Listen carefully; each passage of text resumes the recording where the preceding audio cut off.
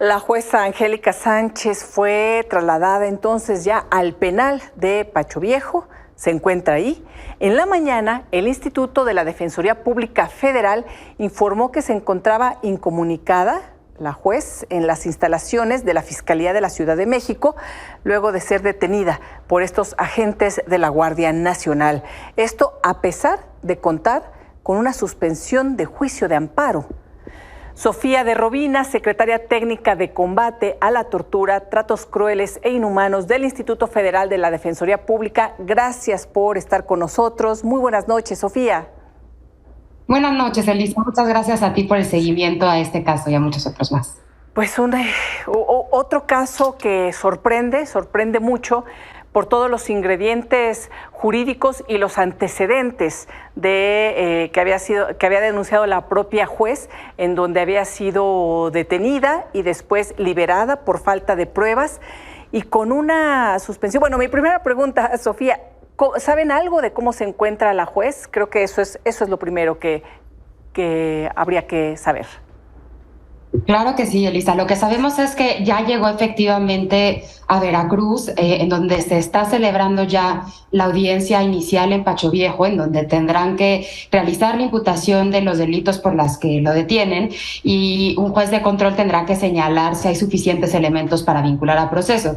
El primer elemento de preocupación en este contexto es que esta audiencia no va a ser pública, pese a que así se solicitó, pero se decidió que no sería pública, por lo tanto no podrán estar diversos medios de comunicación que estaban presentes, y sin duda la jueza, lo que sabemos hasta el momento es que está muy asustada. No pudimos hablar con ella durante el tiempo que estuvo aquí en Ciudad de México, después de haber sido detenida por Guardia Nacional y de permanecer unos momentos en la Fiscalía Antisecuestros de la Ciudad de México. Como ya referías, pese a contar incluso con una suspensión provisional, no se nos permitió al Instituto Federal de Defensoría entablar una comunicación con ella, y se dio el traslado en estas condiciones, un traslado que siempre genera mucha preocupación, no solamente ya por los antecedentes que narrabas de la tortura psicológica que vivió la jueza, sino porque hemos conocido muchas veces cómo en estos momentos de traslado las personas están en un momento muy alto de vulnerabilidad, de sufrir tortura u otros tratos crueles, inhumanos y degradantes, y por eso estábamos tan preocupados de su llegada al penal y de esta audiencia que ahora inicia.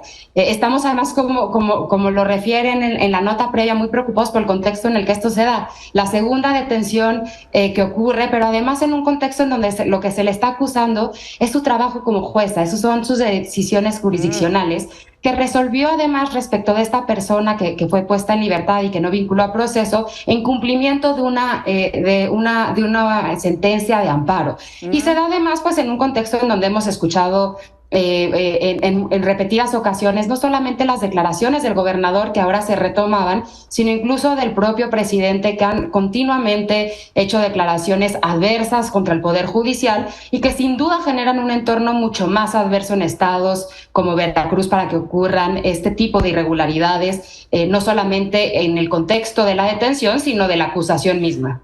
De hecho, pues acababa de estar ayer la jueza en el Senado, en donde le aplaudieron, en donde Ricardo Monreal indicó y dice que fue privada de su libertad por la independencia de sus decisiones como jueza, y todos le aplaudieron ahí, y estaba aquí cobijada, ¿no?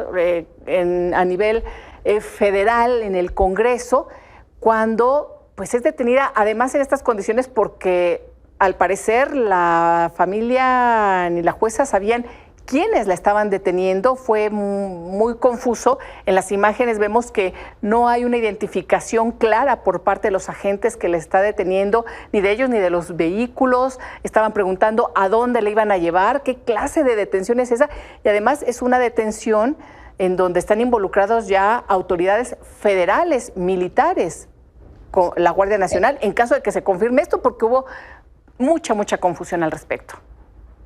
Efectivamente, Elisa, lo que hay que señalar es que la jueza vino a la Ciudad de México para hacer esta narración que señalas en el Senado y para sostener una reunión con la ministra presidenta de la Suprema Corte, y eso es señalado por el propio gobernador como que estaba huyendo, lo cual es claramente falso e inverosímil. Ella en ningún momento ha intentado huir, siempre ha dado la clara respecto de su labor como jueza y ha sido muy contundente en señalar en qué contexto se han dado estas agresiones en su contra. La detención, efectivamente, como señalas, se dio en un contexto en donde no fueron identificados los elementos, no portaban un uniforme, no fue señalada ni mostrada a la jueza en ese momento la orden de aprehensión en su contra, y sin duda esto es una serie de irregularidades y de violaciones al debido proceso que continuamente vemos desde el Instituto Federal de la Defensoría Pública, y que es muy lamentable que siga ocurriendo de esta manera,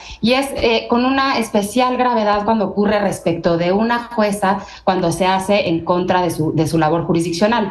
Gracias al Registro Nacional de Detenciones es que sabemos que esta detención la realizó la Guardia Nacional. Así está establecido en este registro que deriva de una ley muy reciente que precisamente nos permite tener algunas salvaguardas frente a la detención, y es que pudimos conocer que quien la realizó fue la Guardia Nacional, entendemos, en un operativo de colaboración en donde también, pues bueno, fue llevada posteriormente a la Fiscalía Antisecuestros de la Ciudad de México y entregada los elementos de las instituciones de Veracruz que la trasladaron para ese estado. Entonces, de lo que sabemos, esta sería una detención en donde se involucra ya al Ejecutivo Federal, a la Guardia Nacional del gobierno del presidente López Obrador, en este operativo que fue trasladado a la Fiscalía de la Ciudad de México de Ernestina Godoy, en donde dice la Fiscalía, aquí nada más estuvo el tiempo suficiente para ser trasladada ya a Veracruz, porque quien está acusando, bueno, es la Fiscalía de Veracruz, pero ante la evidentes palabras del gobernador y del seguimiento que le está haciendo de la acusación del gobernador Cuitláhuac García. Elementos muy preocupantes porque se le está acusando por la decisión que había tomado, eso fue anteriormente. En esta ocasión hablan de tráfico de influencias y delitos contra la fe pública. ¿Qué tipo de delitos son estos, Sofía? ¿Qué podemos esperar? Así es, como bien lo señalabas y se refería en la nota previa, Elisa, la primera detención se da por este delito que genera una serie de contextos para hacer detenciones arbitrarias, que es el de ataques a las instituciones, en una narración de hechos completamente inverosímil, en donde señalaron que fue detenido en supuesta flagrancia al sacar un arma, que es completamente falso. Y en esta segunda ocasión, los delitos que se le acusan efectivamente tienen que ver con el delito contra la fe pública, que en realidad está relacionado con cuando alguna persona que cuenta con fe pública, como la que tienen todas las juezas y jueces, hace un mal uso de ella, y delito de tráfico de influencias.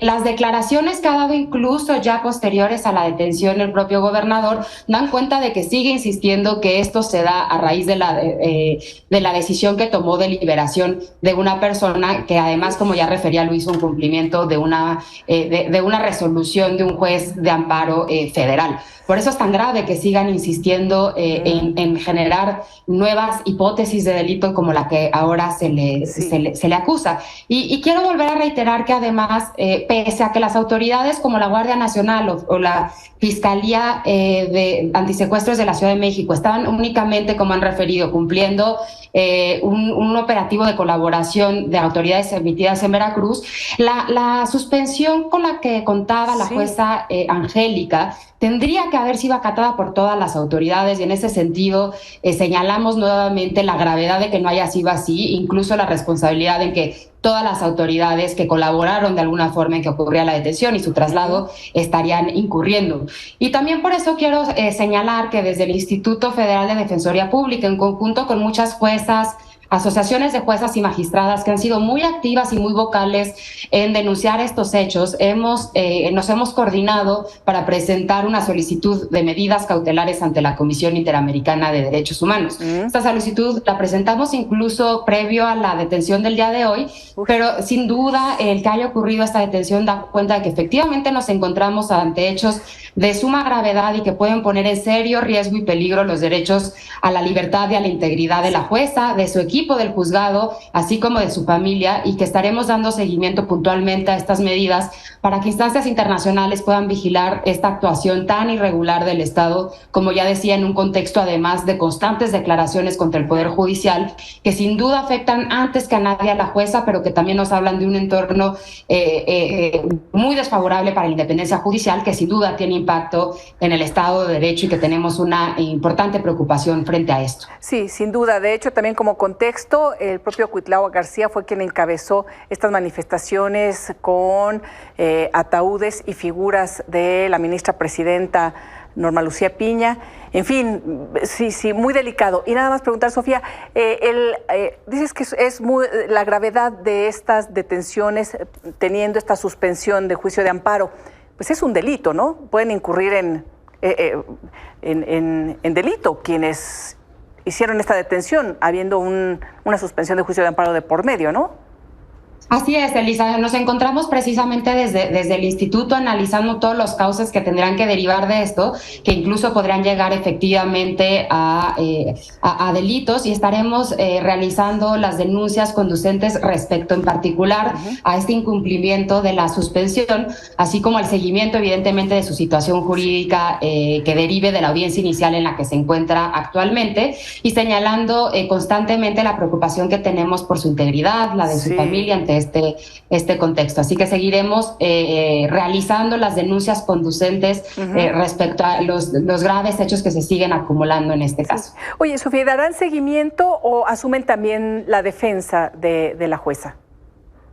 Actualmente, Lisa, la jueza está siendo asistida por su defensor particular en Veracruz, que ha sido quien ha también interpuesto estos diversos amparos iniciales en el estado de Veracruz. Sin embargo, hay una estrecha coordinación y colaboración por parte de los defensores que se acercaron de inmediato también a la audiencia, y desde el instituto también estamos coordinando la serie de acciones ante instancias internacionales que ya refería, la solicitud de medidas cautelares ante la comisión, así como el envío de esta información a los relatores de Naciones Unidas, como la relatora de independencia judicial, la relatora sobre tortura o el grupo de trabajo de detención arbitraria, a quienes también ya les hicimos llegar esa información. Esa serie de acciones la seguimos impulsando y coordinando desde el instituto, con coordinación de otras asociaciones de juezas y magistrados, y estamos colaborando estrechamente con su abogado particular en la defensa. Bueno, Sofía, muchísimas gracias por esta información. Si nos permites, sigamos en contacto para poder informar a la audiencia, ver qué está sucediendo. Esperemos que esté bien la jueza, antes que nada. Qué miedo, ¿no? No sabía ni a dónde la llevaban. Veíamos esas imágenes donde se aferraba la jueza, la jalaban, la metían, y en este contexto de uso político también de la Procuración de Justicia, tremendo. Vamos a estar muy pendientes. Muchísimas gracias, Sofía. No, muchas gracias a ti, Elisa, como siempre, y sin duda seguimos en comunicación. Buenas noches.